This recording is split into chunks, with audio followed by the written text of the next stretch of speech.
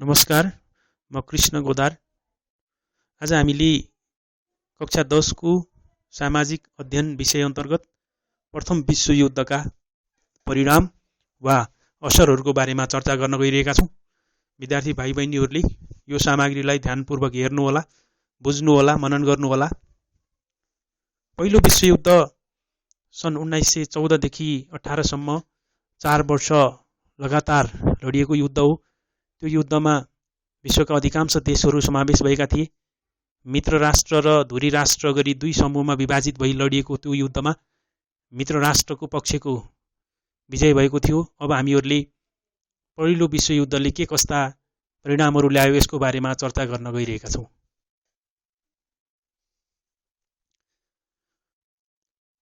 पहिलो परिणाम स्वरूप हामीले व्यापक धनजनको क्षतिलाई जोड्न चाहन्छौँ। यो युद्धले मानिसले कल्पनै नगरेको धनजनको क्षति गरायो। यो युद्धमा करिब 33 करोड 60 लाख अरब पाउन्ड खर्च भएको अनुमान गरिएको छ। त्यस्तै 6 करोड 50 लाख भन्दा बढी मानिसले युद्धमा भाग लिएकोमा लगभग 1 करोड मानिसहरू मारिए भने 3 करोड मानिसहरू घाइते वा बेपत्ता भएका थिए। यसलाई ठूलो धनजनको क्षतिको रूपमा हामी जोड्न सक्छौँ। त्यस्तै गरी अर्को परिणाममा भर्सेलिजको असमान सन्धिलाई जोड्छौँ। जर्मनी पराजय भएसँगै मित्र राष्ट्रहरूले जर्मनीमाथि जबरजस्ती एउटा सन्धि गराए। त्यो सन्धिलाई भर्सेलिजको सन्धि भन्छौँ। त्यो सन्धिको शर्त हेर्दा युद्धको सबै जिम्मेवारी जर्मनीले लिनुपर्ने, ठूलो भूभाग मित्र राष्ट्रलाई दिनुपर्ने, सेनामा प्रतिबन्ध, हतियारमा प्रतिबन्ध जस्ता प्रावधानहरू रहेका थिए। त्यस्तै अर्को परिणाममा हामीले विश्वको मानचित्रमा परिवर्तनलाई जोड्छौँ। जर्मनी पक्षको पराजय भएसँगै जर्मनीका धेरै भूभागहरू मित्र राष्ट्रहरूले बाँडेर लगेका थिए। फ्रान्स, बेल्जियम, डेनमार्क, पोल्यान्ड जस्ता देशहरूले जर्मनीका भूभागहरू प्राप्त गरे। त्यस्तै गरी केही देशहरू अल्बानिया, युगोस्लाभाकिया, फिनल्यान्ड जस्ता नयाँ देशहरूको पनि उत्पत्ति भएर गयो। यसरी पहिलो विश्वयुद्धले विश्वको मानचित्रमै परिवर्तन ल्याइदियो।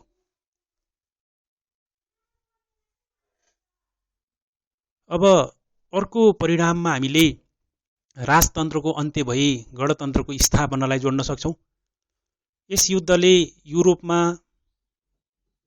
थुप्रै राजतन्त्रात्मक देशहरू गणतन्त्रमा परिणत भए, किनकि सामन्तवादको बिस्तारै पतन हुन थाल्यो।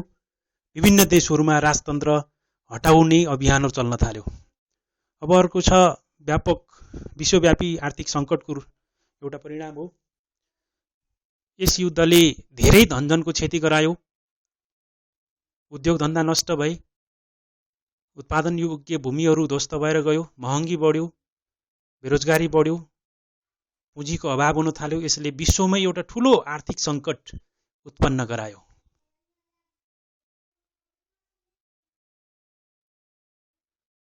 अब त्यस्तै अर्को परिणाम स्वरूप हामीले अधिनायकवादको उदयलाई जोड्छौँ।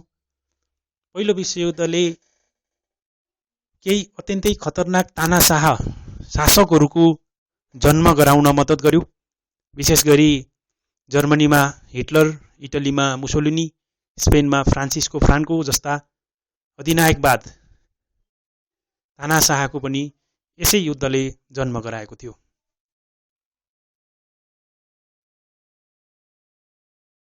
त्यस्तै अर्को परिणाममा हामीले युरोप छेदविच्छेद भयो भनेर जोड्न सक्छौँ। विश्वयुद्ध भनिए पनि यो युद्धमा युरोपका देशहरू बढी संलग्न थिए। युद्धको रणभूमि पनि युरोप नै रहेको थियो, जसले गर्दा अरू देशको तुलनामा युरोपियन देशहरूमा धेरै भौतिक क्षति, मानवीय क्षति हुन पुगेको थियो।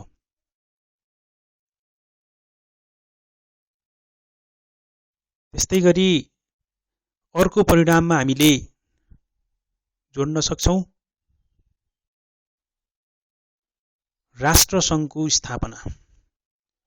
पहिलो विश्वयुद्धपछि पुनः अर्को युद्ध नहोस्, विश्वमा शान्ति स्थापना होस् भन्ने उद्देश्यले अमेरिकी राष्ट्रपति वुड्रो विल्सनको विशेष पहलमा 1920मा राष्ट्रसङ्घको स्थापना भयो।